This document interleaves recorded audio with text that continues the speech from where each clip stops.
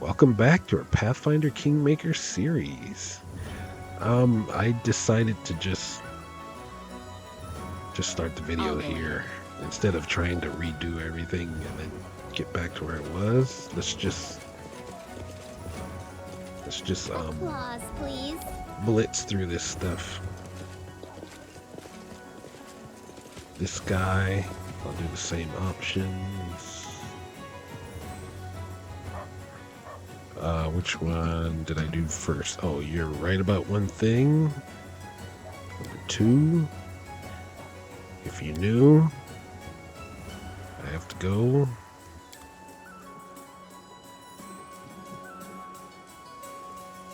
The path is clear. Because I'm gonna kill that guy. He just gets on my nerves.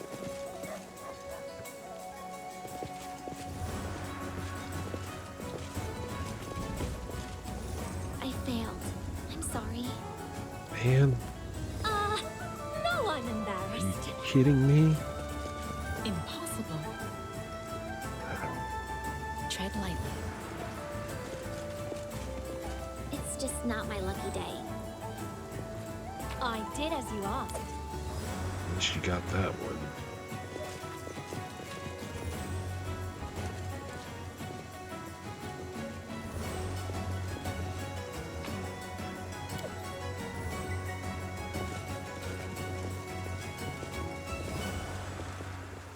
And there's Liachenza.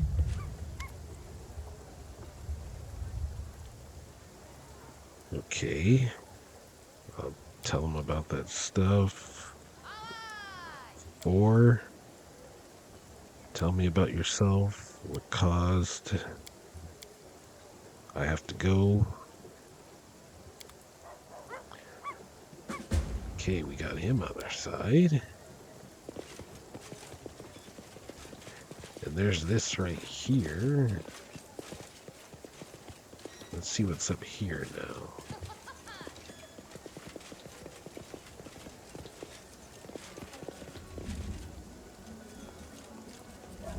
Protect me, please. Oh, Jesus.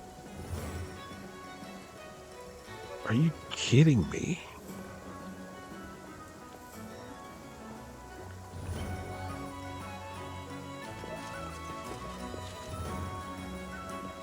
I will see this through.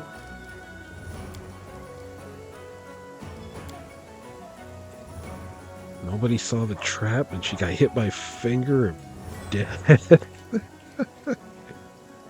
Lindsay, you freaking suck. Matricium Turinos. I wrote it like I saw it. Esmo, Axe, yes.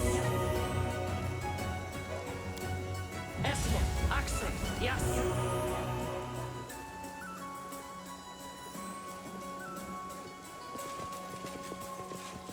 Let us be careful.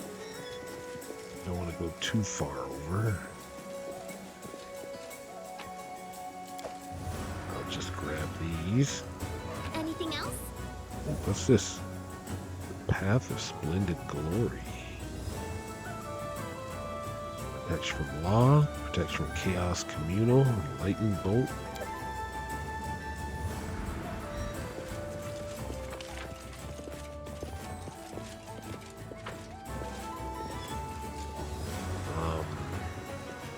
I'm not going to talk to the guy in the middle.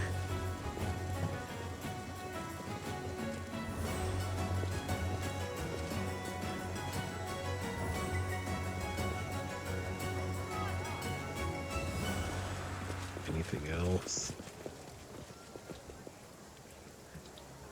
I know I went over here. I see something. The path is clear. Okay. Stuff. Alright. Now, I'm gonna check out what that exit was that I kind of glossed over the last time.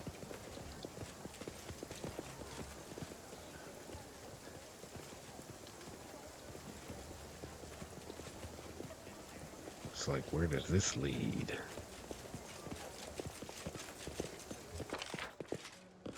Area exit.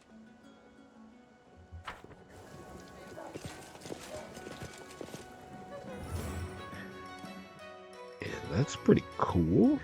It's got a thing just like my main city. So let's go to the academy so we can get rid of Lindsay.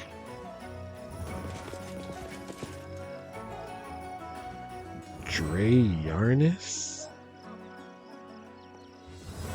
I'll quick save it. I think he was at the Taxian party thing. There you are.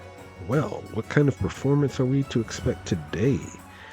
The capitulation of Queen Alana in face of the luminous Irovetti?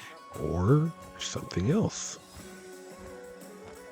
If I oppose Irovetti, will you support me? No, let's say. Who are you? I'm Yarnis, High Priest of Calistria, the patron of this city. I also command the Temple Guard. If I oppose Irovetti, will you support me? Why? Irovetti prays to Calistria himself and donates generously to the temple. With him in charge, the city has become much more cheerful than it used to be. Why would I wish to see him deposed?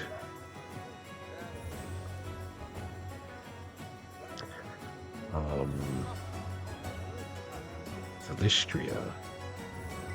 Unquote is a goddess of lust and revenge. So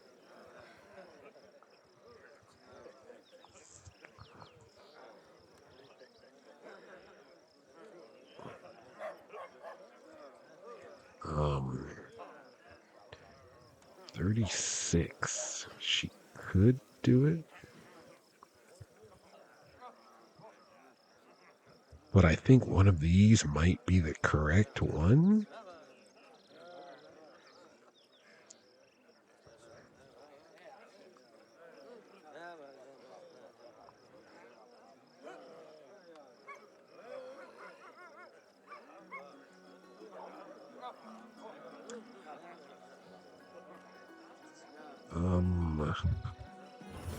Let me read the full Calistria thing.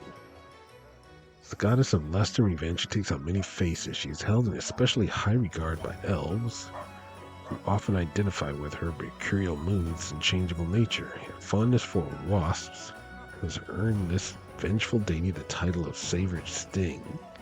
Such creatures live on after harming their enemies, a trait Calistria's followers hope to emulate when pursuing their goals.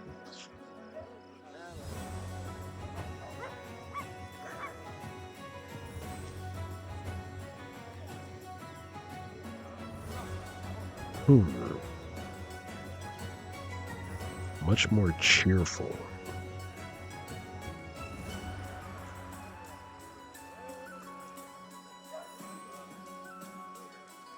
Pirate gang. Master his own darker impulses.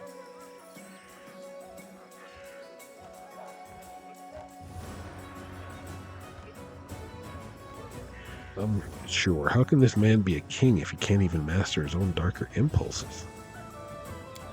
This is true. The Savage Sting allows much, but what he's doing is unacceptable. I'm ashamed of accepting money tainted by his dirty crimes. I shall wash my hands in his blood. Go now and carry out your plan. We shouldn't be seen together. There are spies everywhere.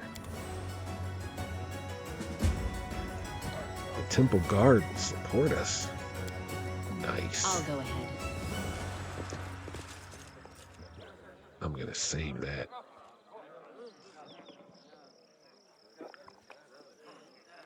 I didn't want to depend on Lindsay for diplomacy.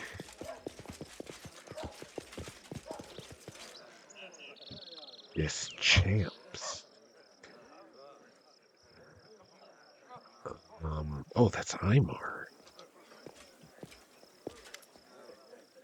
Gone is the confident and well-groomed playwright who approached you at the Rushlight tournament. Aymar des Champs, who sent you to defeat the river pirates, is pale and wan, as though he had not slept for days. He shakily runs a hand through his hair as you approach. It's a terrible mistake. I owe you an apology and an explanation. He holds up a hand as if to request patience or ward off a blow. Welsh Selvaway, the magistrate, knows that I have a way with words. Wouldn't think that now that I'm stumbling over myself. He may be cruel, but he's devious. I think he wanted to test my loyalty and eliminate rivals at the same time. So he recruited me as a spy. It seemed unnatural. What with my husband and the guards, I couldn't just refuse. That would make me look like a threat to the state. The king is already putting the squeeze on the city guard hard enough, so that would threaten my Talwyn too. Now I've concocted a story to get you to attack someone on the pretense of piracy, knowing that it wasn't true. Imar withers with shame. He nervously looks around. You need to get out of here before there's more trouble. I'm going to do what I can to make this right, though faster than you can say.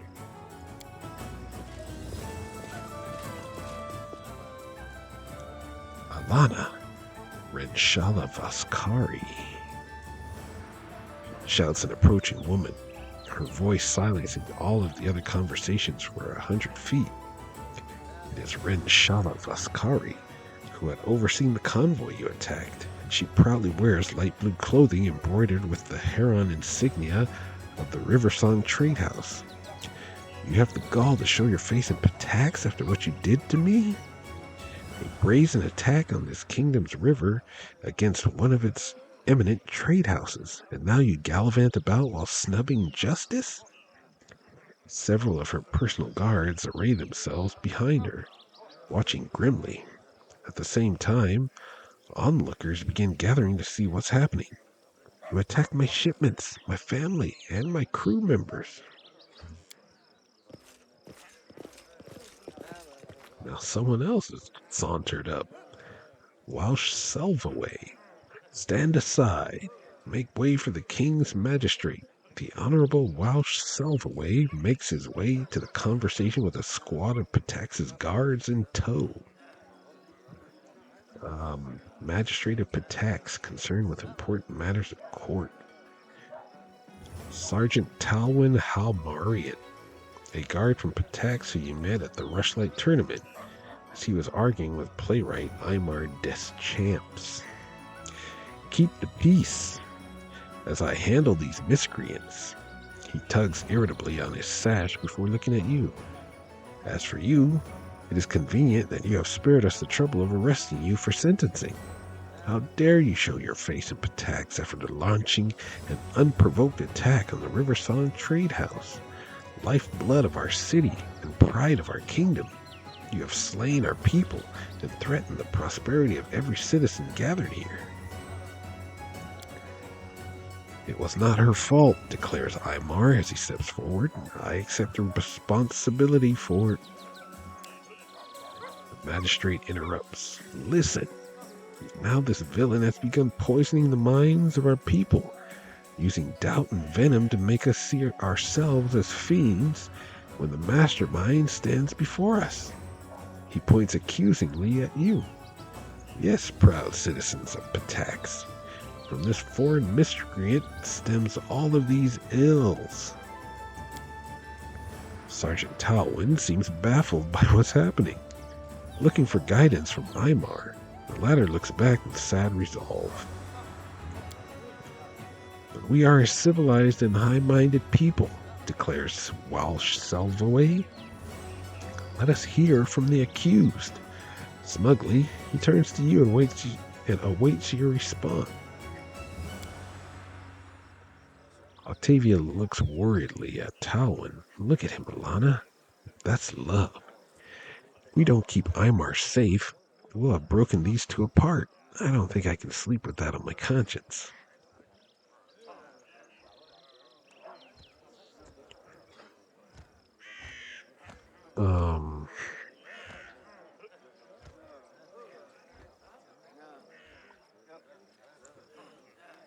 You are the one behind all this, and I can prove it. A cruel sneer cracks Judge Salvoy's face. Ah, the red-handed criminal questions the judicial system. Very well. How do you refute the state's accusations?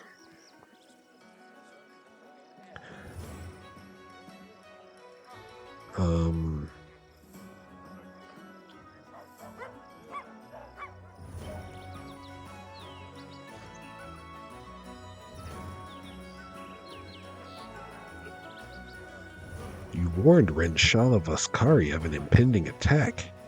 Not from pirates, but from me. It's as though you had hoped I would attack her and incriminate myself. I was prepared to condemn you for theft and murder, yet it is no trouble for me to add forgery to the counts against you. Judge Selvaway peers at the page for a moment before adding, and even so, it is my sacred duty to protect the people against the foreign pretenders and predators from your lawless land.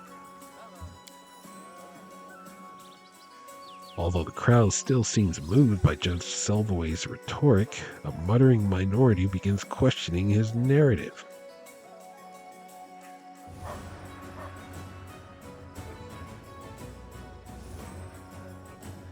You told me of the so-called pirates, Judge Selvaway.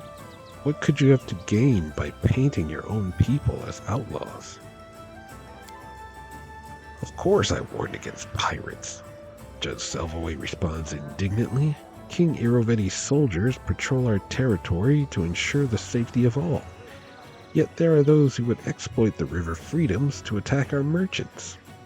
He looks at you for a moment before turning to the crowd. Clearly, our king was right to worry about foreign powers preying upon our people. Although the crowd still seems moved by just a muttering minority begins questioning.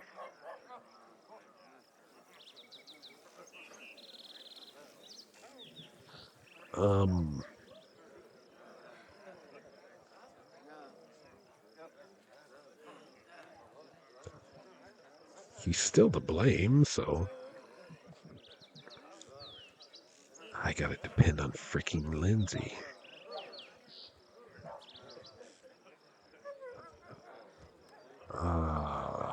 Yep. Playwright Aymar Deschamps asked me to attack the Vaskari convoy, though he misinformed me about my target's identity. It's true, Aymar proclaims, eliciting a gasp from Talbot. I concocted a story to get Alana in trouble. We would not be here now if not for my deception. Tell them who made you do this. The playwright squares his shoulders before pointing at the magistrate. While Selvaway approached me, demanding that I trick Alana into attacking the convoy for the good of Patax. What I thought was a service to the kingdom has endangered our people and the innocent woman before us. Lies and slander, explodes the magistrate. How easy it must be for a playwright to spin such a web of falsehoods to confuse the listener and betray his neighbors. No, good people of Patax, Aymar Deschamps was born not in our fair nation but in Taldor, where intrigue and backstabbing are second nature. It should come as no surprise that he would find a kindred spirit in Alana.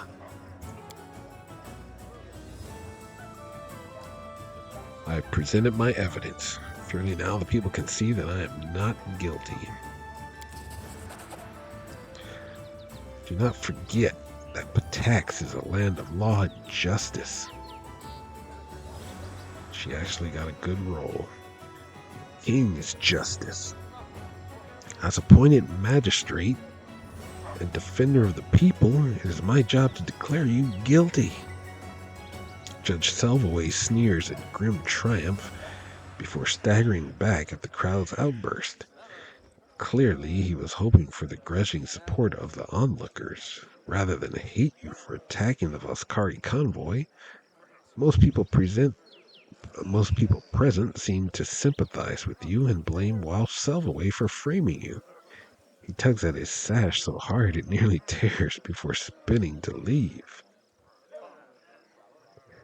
Run like a coward you are. Run like the coward you are. She may let you leave, but I do not. For the river song. Stand with me. We get to kill him anyways.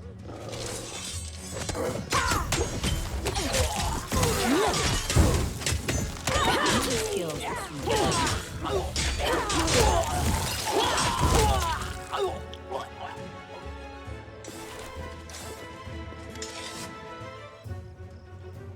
Imar seems unable to find the right words to say.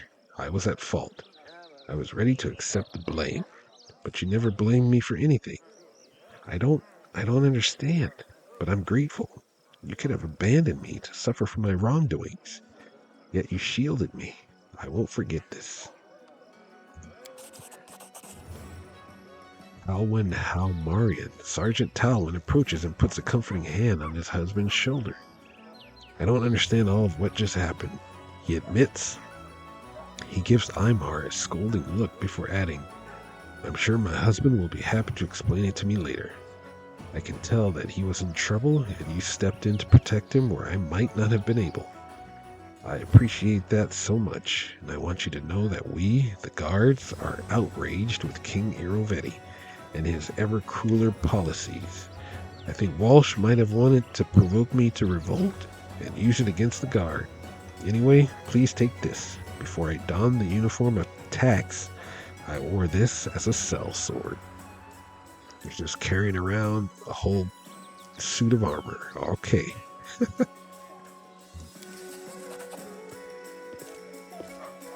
That's the guy with the freaking great axe that destroyed me. Good thing I won't have to fight him again. As Imar and Talwyn depart, Renshala approaches you. I would be overjoyed if not the deaths of my people. If not for the deaths of my people. However, thanks to you, justice was served. This makes us even. She gives you a shallow bow and then departs for the docks.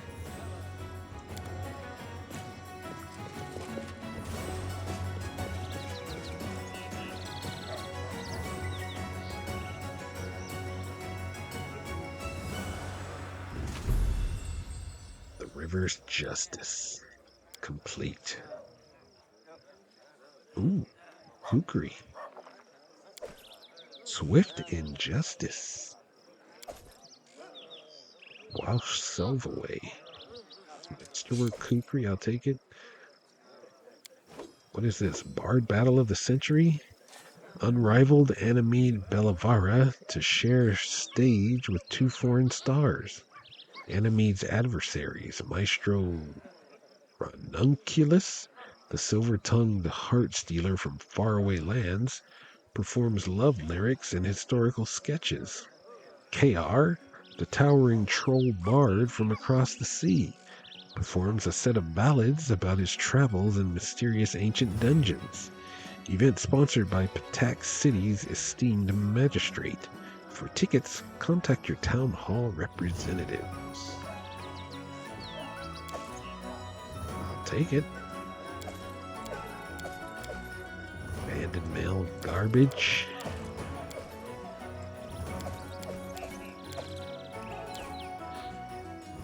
Altana took a couple of love taps. Okay, let's form up.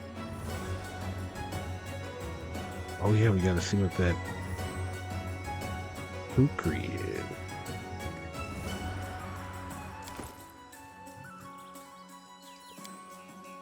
Swift injustice. +4 sacrificial. Against a helpless foe, the weapon's enhancement bonus is +2 better than its actual bonus. Who are these? I think this is for Lynn.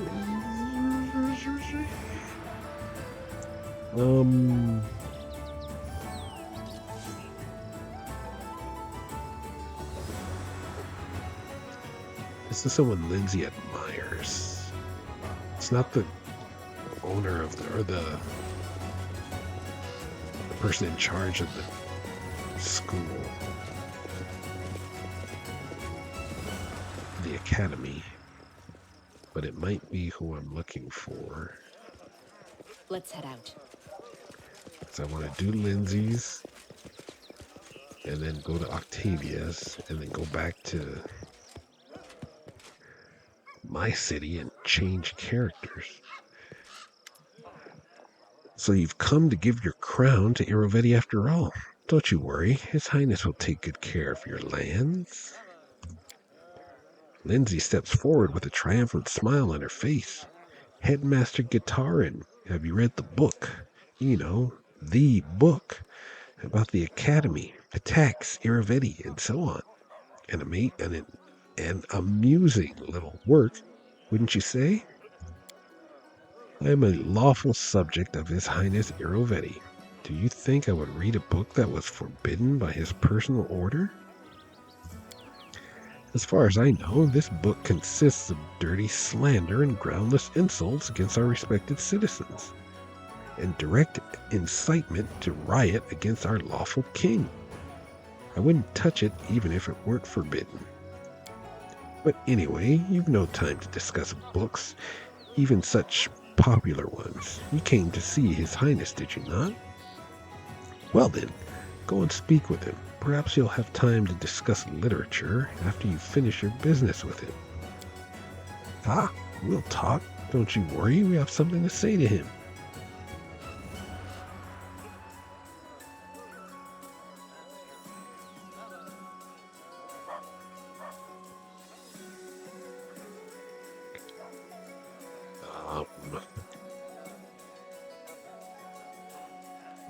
I know who she is. Well, I thought she was the other person, so let me ask that. Who are you? Thalia Guitarin, head of the Pitax Academy of Grand Arts. His Highness has given me, and dozens like me, a chance to do what we love. If you knew what I know about Irovetti's business, you wouldn't be serving him. Really? And what do you know?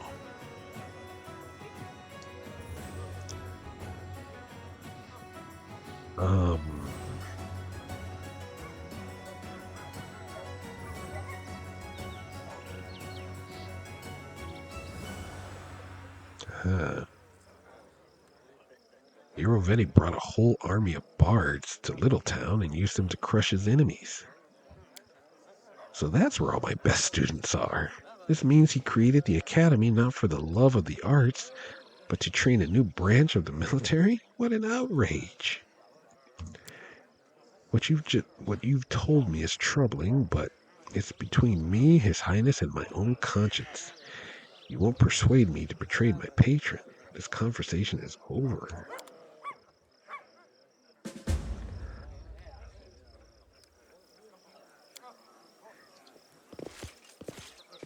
Right. Learn what effect the book had on Pitax's citizenry.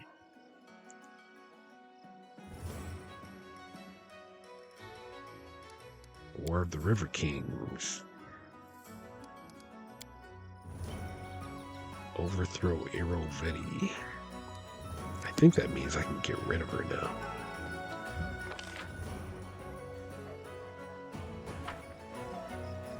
Is there any clickables that I missed? Just leave these corpses on the ground. Oh. Enemy Belavara. That's the one that Lindsay admires. The most celebrated of all Pitaxian bards approaches you with a sweet smile. Just listen to her. How loyal she is to her protector. How much she and her students owe to him. It's disgusting to hear this spineless creature crawling to her master. You seem to really hate Irovetti. Why is that? The same reason he is hated by every Pitaxian girl or boy unlucky enough to catch that stinking pig's eye. He doesn't take no for an answer. The whole city is his personal harem.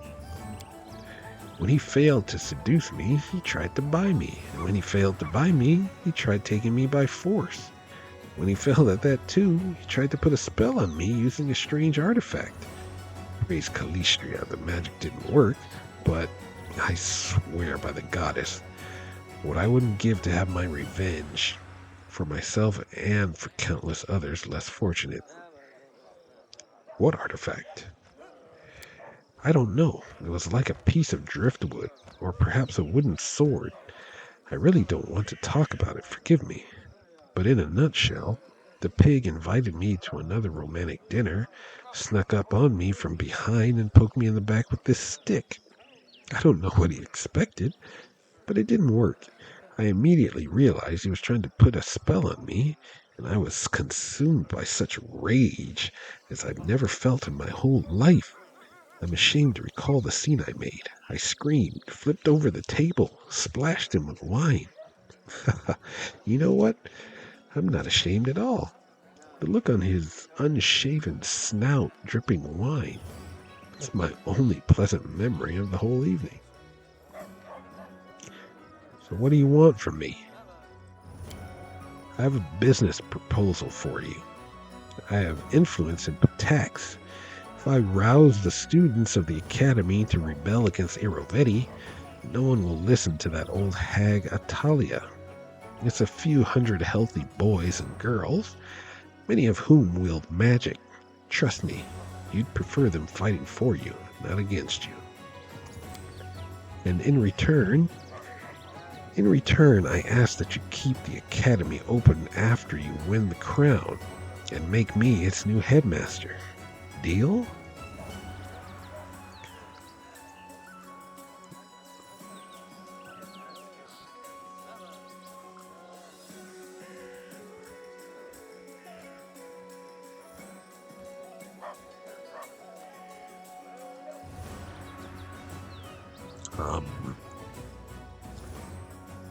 Until now, you served Irovetti loyally, working against me just like Atalia. Why should I trust you now? There's no such thing as loyalty. I should know. After all, it was us bards who invented it. It's a fairy tale that rulers tell naive fools to make them work for free and die for someone else's interests, all with happy smiles on their faces. The deal I'm proposing puts me out on a limb, not you. I rarely make such an offer, to do a job in advance without any guarantee on your part, aside from your word, of course. It's a terrible risk, but I'm ready to take it for a chance at vengeance. You, on the other hand, risk nothing. Deal. Help me rouse the bards to rebel against Irovetti, and I'll make you the Academy's new headmaster.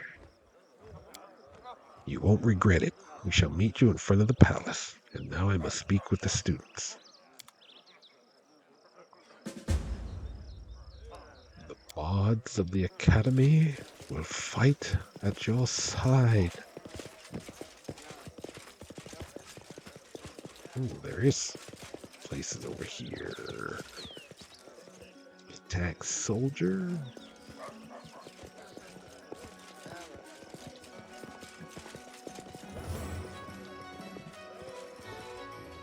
Anything over here? The path is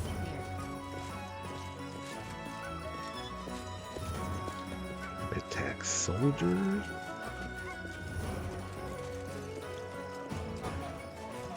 It doesn't look like there's any lootables. Alright. Let's go talk to Octavia's mom.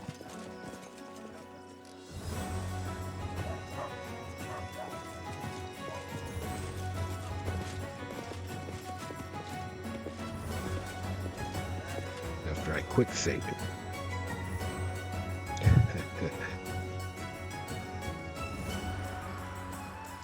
Alright, leave. Lonely Mansion. I wonder who's at the port. Let's go to the Lonely Mansion.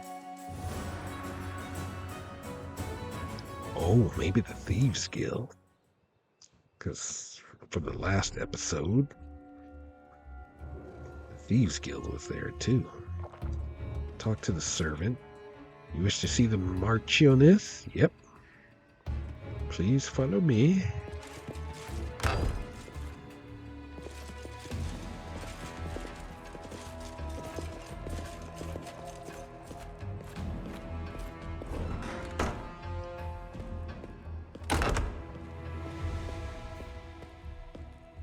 It's really dark in here. Marchioness Clarita della Fiorni. What is it? I wasn't expecting guests. A woman comes out of the back rooms in a dress that was once expensive but is now moth-eaten and heavily mended. Her posture and gait give away a noble upbringing. She seems to be in her 40s, though some pain or suffering must have worn her beyond her years, leaving wrinkles across her face and gray in her hair. I am Marchioness Clarita della Fiorni. Welcome to my manor. I'm afraid I have nothing to offer you, nor do I have the honor of knowing you. To what do I owe the pleasure? Hello, mother.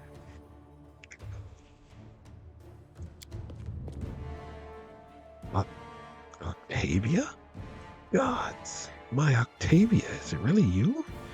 It's been so many years. The Marchioness steps forward to hug her daughter, tears in her eyes, but she stops when she sees Octavia's stony gaze.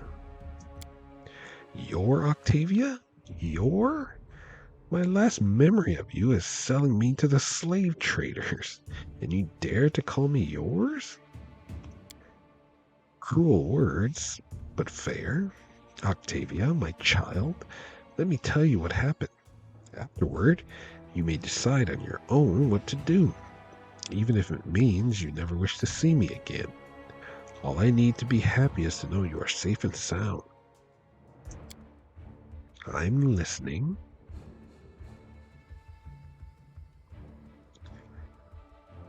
Who was Octavia's father? A pathetic wretch, and nothing more. A visiting elf swept the silly young girl off her feet, then vanished as soon as he learned she was expecting. I care not to even say his name. How did Octavia become a slave? My father, may his soul rest in peace, was a very stern man. Some would say cruel. When he found out I was expecting the child of some adventurer, he expelled me from the house and cut me off from any inheritance. I scraped by on my own for 3 years, sewing, teaching, and the like. But then father discovered he was dying, and the Della Fiorni line would end. So he told me he would leave the full inheritance to me if I would only get rid of my disgrace, get rid of you. And so you did. Traded me for an inheritance, I see. No, it wasn't like that at all. I had a plan to deceive him, you know. I made arrangements with a man from the Technic League. He was supposed to take you to Numeria, keep you there until my father died, and then bring you back. Was trying to do what I thought was best for you. Do you understand? I wanted you to grow up in your own manner, in luxury rather than poverty. But once father was gone, the man from the Technic League said he didn't remember any such arrangements. He said he bought you, had already sold you, and had no idea where you were anymore. Why didn't you buy her back? I had no idea where she was. Octavia, believe me, I continued to look for you all these years. I spent all of the inheritance hiring sleuths and investigators to scour Numeria and the River Kingdoms for you. But you were nowhere to be found. The Marchioness wipes tears from her eyes. I knew you were still alive. I could feel it. And I never stopped searching. I just wanted to see you again, just once, to at least beg your forgiveness. What do you say, Octavia? What is there to say? Mother, you're such a fool. Octavia sobs. You think we wouldn't have done fine without a title? I'd have grown up, learned some craft. We'd have been poor, probably, but at least we'd have been together.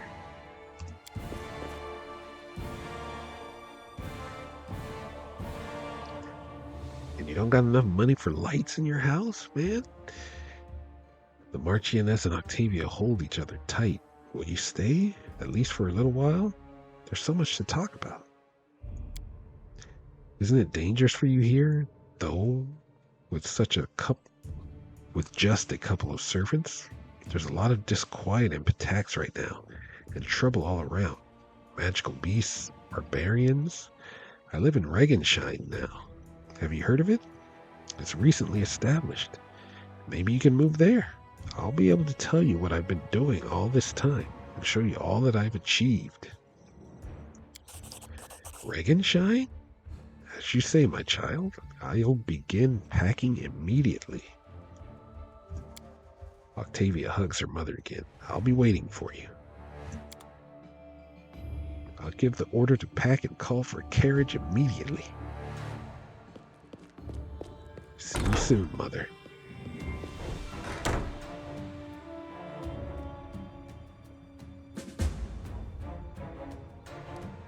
Talk to Octavia.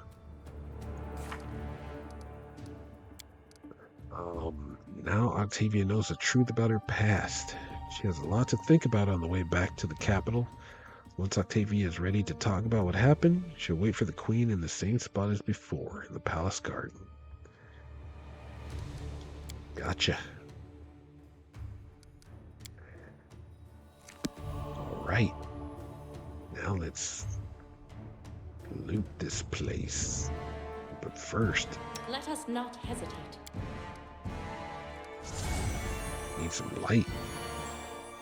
Jesus, lady. Tread lightly. Ever heard of a candle? Applause, please. Applause, please. Oh, there's nothing here. Pressing tab, there's no lootables.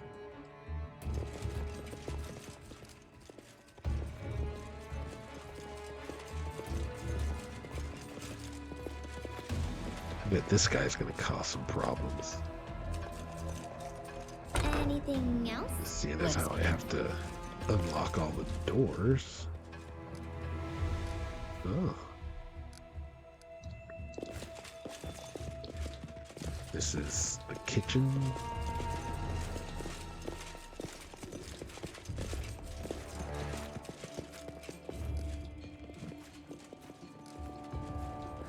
All right, to the port. Ekundayo.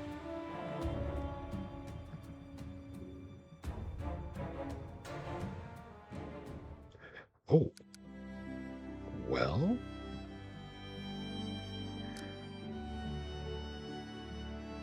I don't mind. I got those two done, so let's go. I need to catch my breath. Yes, yes, yes. You know what? We're gonna soldier through. Adventures can wait. Just be tough.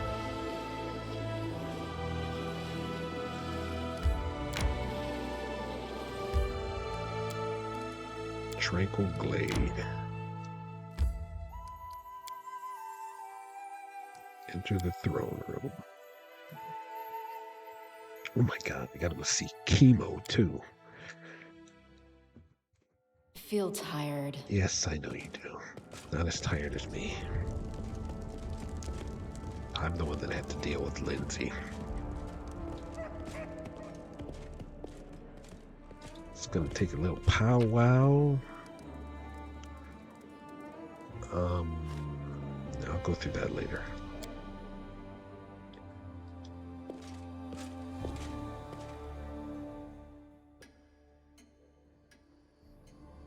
All right.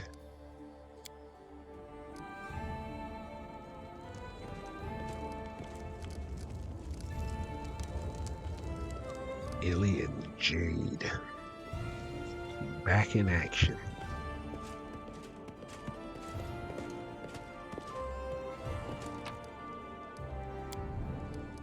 Bye-bye, Lindsay. Octavia got to see her mama.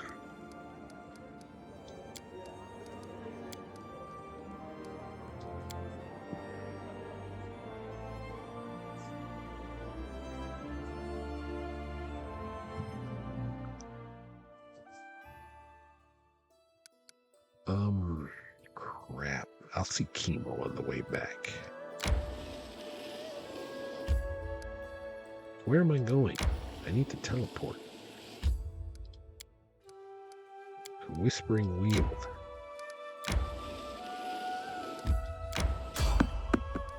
Random encounter.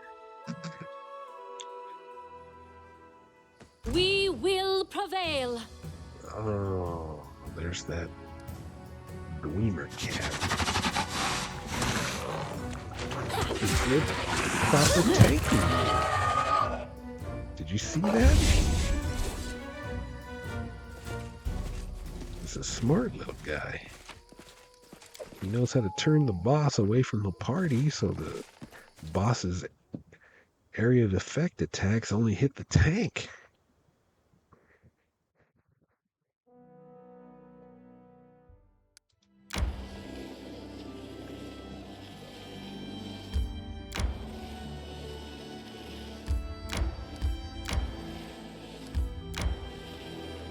We're gonna go straight to the port and see if I can find...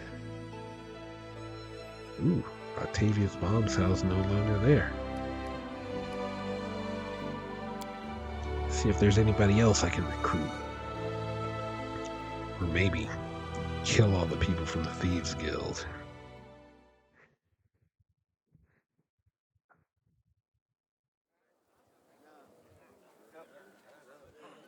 Merchant, citizen. That's the button I want. God, why does this thing keep making that go down? Do you sell anything? Best wares in all the River Kingdoms. Don't ask me where to get them, just ask me how much. This stupid book again? Man, you better find something else to sell.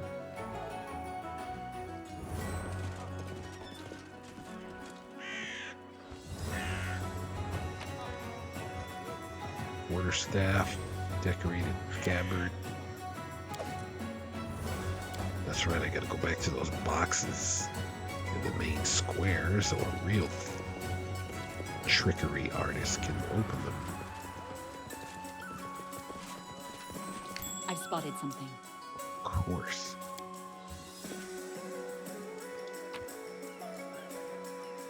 Yep. Right. Bunch of syllables. How big is this area?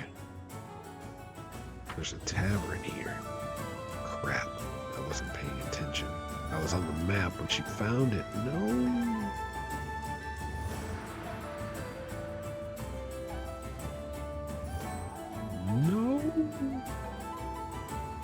What did you find?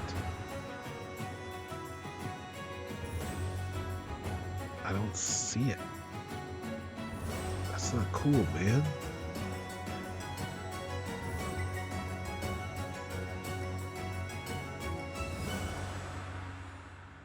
Oh, that sucks.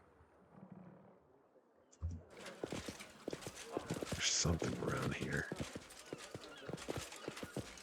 Karn for real.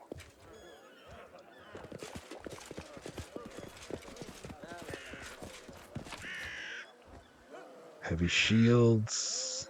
Take that spell. And your money. I'll go ahead. I'll talk to Karn after I finish searching the dock. I think it was this, hopefully. Oh! Frack me.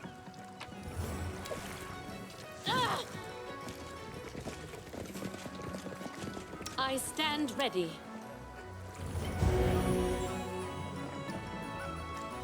Not cool.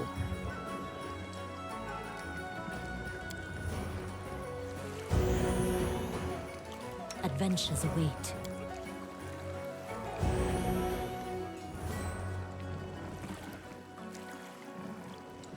It's just trapped.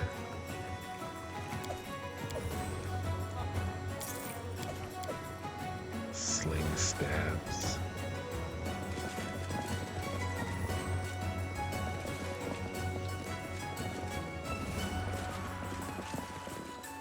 You know what? I'm gonna kill Karn for real for that. I know it was him.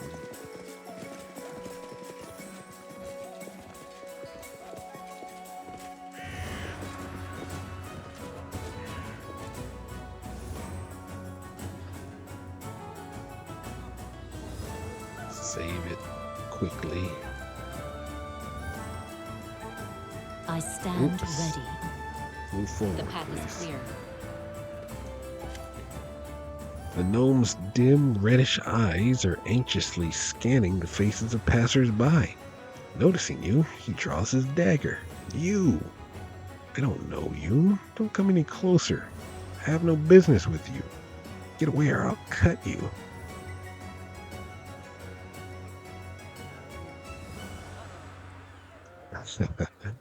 I didn't like your sleazy muzzle since the first time I laid eyes on you. Die. Not today. The gnome dives somewhere under your feet and vanishes. They should have known better. Bunch of citizens.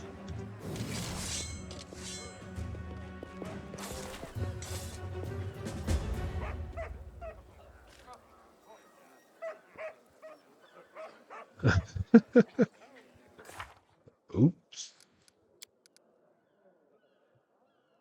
Now everyone has turned against us.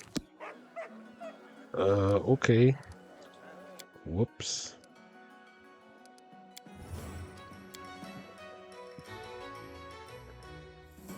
That was a mistake. I don't mind reloading that one. Alright. Can't do anything with you.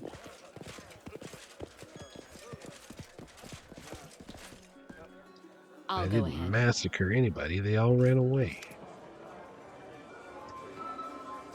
A dark-haired, middle-aged man with a sailor's gait, trimmed beard, and a grumpy face is blocking your way.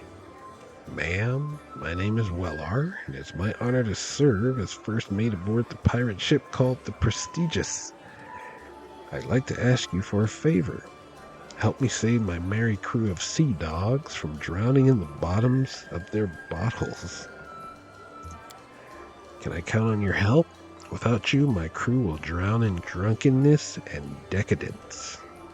What's your problem? Wellar grimly points at the drunken pirates. There, our crew has placed in order. A wizard named Blakemore agreed to create a grimoire for us. A book, but more, a masterpiece of art.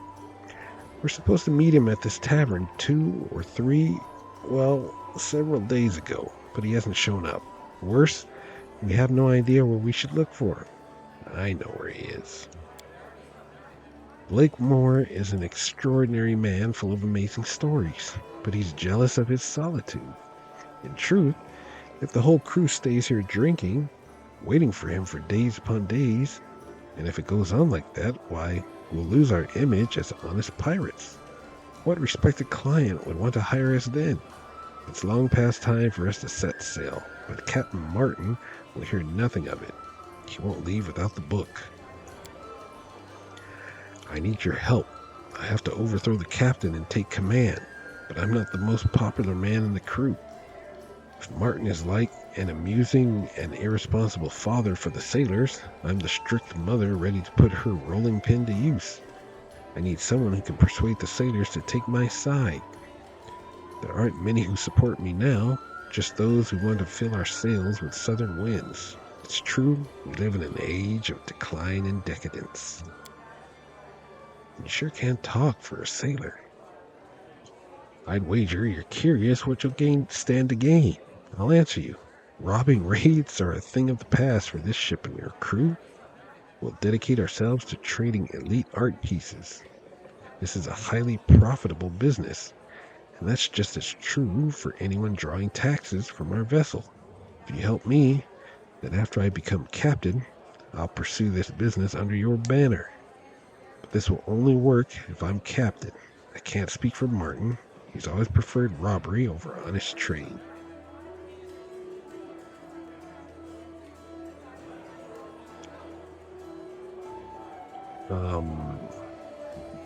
Answer me this about Blakemore and the Grimoire. I'm ready to tell you whatever you wish if it helps you to help us. Tell me about the Grimoire. Weller spits grimly. Not much to be told. It's a book. It's big and beautiful, covered with calligraphy. Knowing Blakemore, I'd bet it's full of magical surprises, but its main value lies in the perfection of the visual aesthetics. Weller smirks. I sound like an artist, don't I? As you can see, throughout the years I've become well versed in matters of art. I've practically grown to love it. Who is this Blakemore? I've heard many accounts, and I don't believe any of them. Let's just say Blakemore is a living phenomenon. If you listen to him for 5 minutes, you'll hear the most impossible stories any dreamer's mind could ever produce. But at the same time, he's an extraordinarily gifted wizard and a skilled artist. I can attest to that personally, I'm pleased to say. I've got questions about your line of work. Tell me about your ship, the Prestigious. You won't find a more glorious pirate ship anywhere. We're not some pathetic bandits who attack fishermen and cargo ships full of cabbages. The Prestigious chases only art, pieces of art, I mean. I was never a big admirer of art, but when I learned how much the nobles are willing to pay for it, their aesthetics and beauty just overwhelmed me. Usually, we've been selling most of our loot to the King Irovetti. Speaking of which, Blakemore's grimoire was commissioned by Irovetti too. How did you become a pirate? It's a long story. Once I was a yeoman in Roslyn, but when all those things happened with House Rogarvia, I raised anchor and took off in an instant. I could feel upheaval coming, just like I could feel the wind shift northwest at midnight. Back in Deadbridge, I met Captain Martin, who was recruiting a new crew. The crew soon grew to believe that it was my responsibility too. Well, to arrange things, to manage everything. The captain is good at strategic planning, but he's not so skilled in questions of discipline. On the Prestigious, I listen to the captain, and the crew listens to me, but it only works so long as I don't contradict Martin. Let's leave that for now.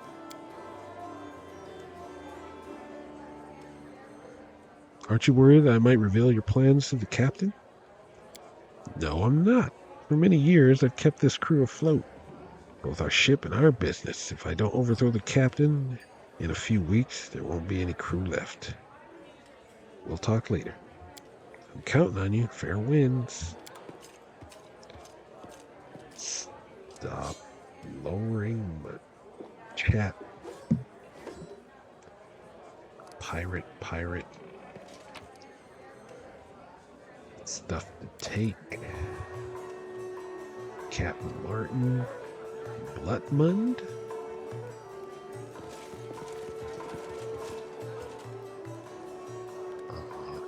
Innkeeper, you got anything to sell? Greetings from the best tavern in Patax. How may I help you? How are you doing? Your guests behaving themselves? Has my dear lady tragically lost her eyesight? Can't you see what's going on? The pirates will soon tear this tavern apart, board by board, and the guardsmen don't dare come in here. How are things going in the city? How can they go? King Irovetti rules, painters paint, sailors drink, travelers roam the streets, bards compose their trifles, everyone finding something to do, all to avoid doing anything. I need some supplies. Ah, you have our camping supplies, okay? Bloodmund. Captain Martin.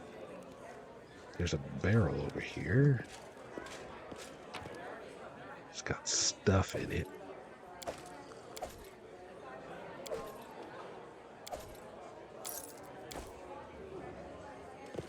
Let's talk to this Bloodmund.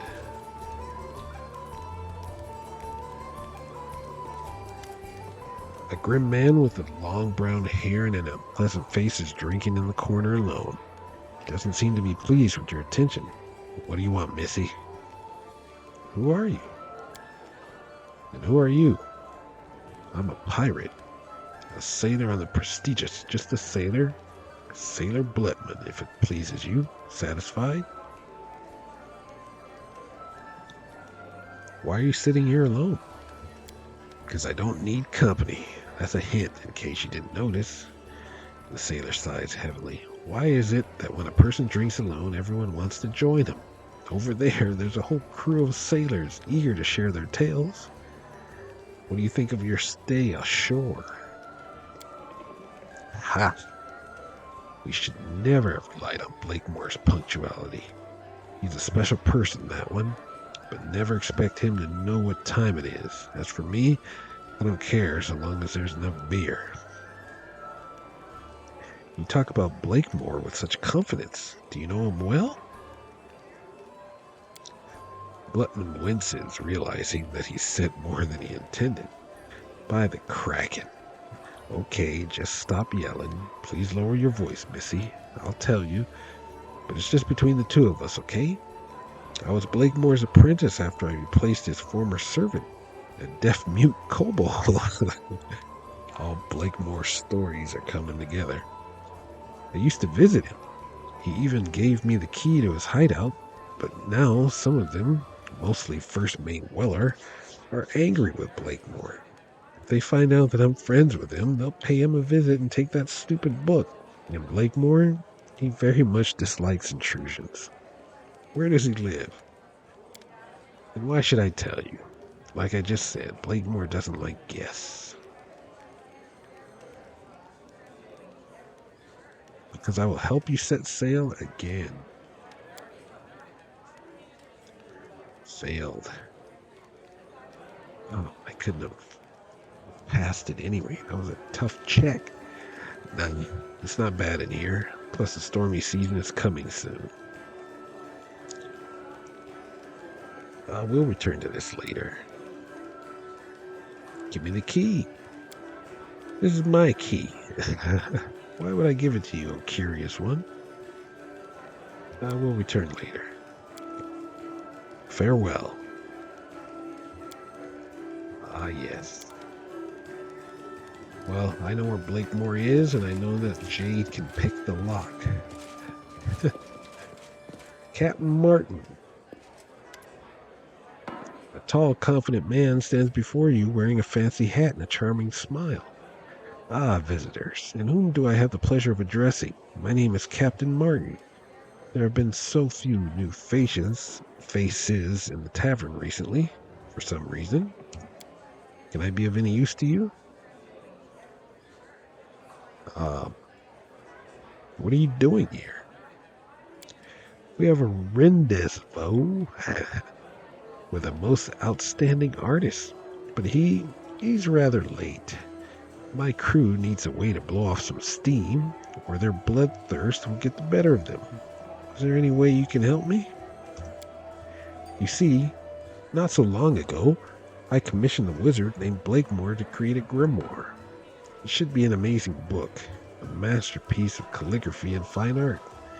Blakemore is a phenomenal genius and author of some mighty tall tales. Alas, punctuality is not one of his virtues. He's not much good with people at all. Blakemore has lived too long a hermit In fact, we don't know where he lives. But if you ever but if you ever cross paths with him, and you can somehow bring back the grimoire to us, my gratitude would be immense. And of course, we'll immediately set off without disturbing the peace of these good citizens. I have a question for you. As a ship captain and seafarer.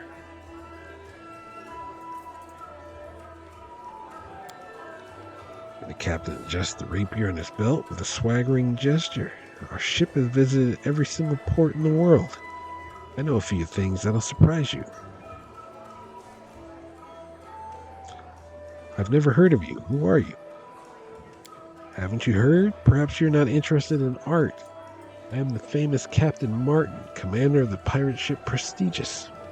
We are masterpiece hunters, art thieves, and welcome guests in the houses of collectors and connoisseurs of beauty. I admit King Aeroveti himself hosted me at the palace more than once, and he's always been satisfied with my gifts. Tell me about your crew. Oh, our crew is a team of extraordinary ladies and gentlemen. Halis, that elf, who was picking a fight so gracefully when you entered, he's a true master of boarding fights. The senior sailor, Shagnack, is quite funny and witty fellow like no one else. Of course, sometimes his half-orc prevails, and his tricks start posing a danger to others, but everyone has some flaws, right? Babarb is a true dwarf and a natural-born ship's treasurer. His budget always squares with the treasury, although one time he strangled a sailor because the treasury couldn't cover his salary. But in the end, his budget was spot on. Over there, in the corner, that's Bletmund. I've never met a more gloomy and rude man. They say he was once a crewman on the ship of the Danged, but I wager that's all just a tall tale. And of course, let's not forget my first mate, Weller. He's my right hand, a man of impeccable loyalty. And don't tell anyone I told you, but he's a great fan of art. It's a pity he hides his passion, but we all know about it, of course. Martin winks conspiratorially at you. Tell me about your travels. That would be a long story. I can say without exaggeration, there's no sea in the world we haven't sailed. I've traded with Kelishites, talked with the sages of Absalom, traded gorgeous carved masks from the Garund Aborigines for rum, fought off elfin raiders who come in the middle of the night, howling like wolves. I participated in the regatta organized by the Aspis Consortium, taking honorable second, and only because of the dishonest ploys of my rival. The Hurricane King himself, Captain Kurdak Bonefist, leader of the Free Captains and ruler of the Shackles, gave me that magnificent rapier as a gesture of respect. I'll listen to your stories later.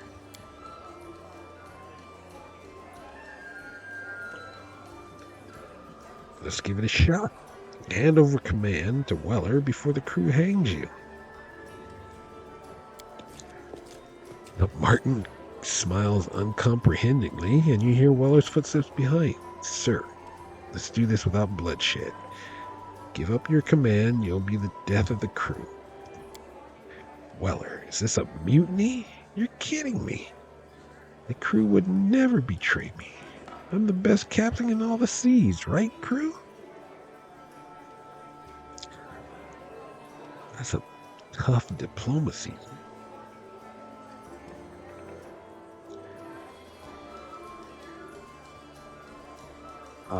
I think it's Weller who does the real captain's work here. You just pretend to be the leader and take all the credit for it.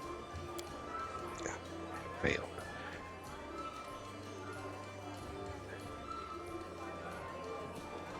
Jeez. Pirates cast glances at you, gripping their weapons. Weller looks at you with a tragic expression. Martin's voice is tense and his hospitality has disappeared.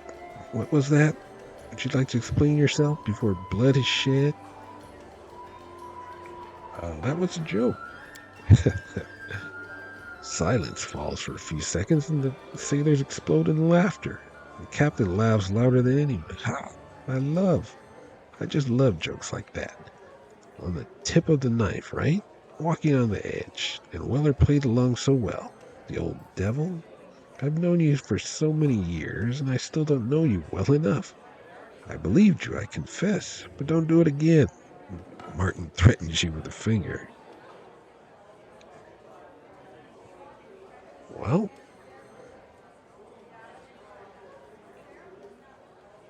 all right, I have to go. Well, farewell then.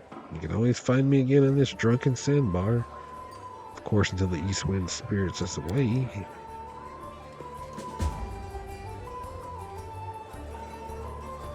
Well, I can still bring him the book. Can't go upstairs.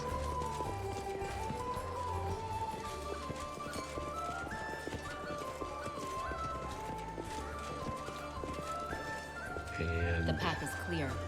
doesn't look like there's anything back here. All right. The port was a bust.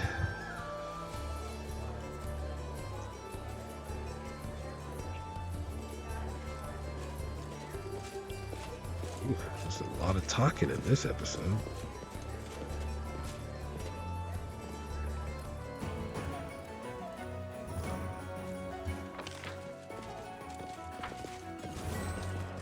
Tread lightly. Okay.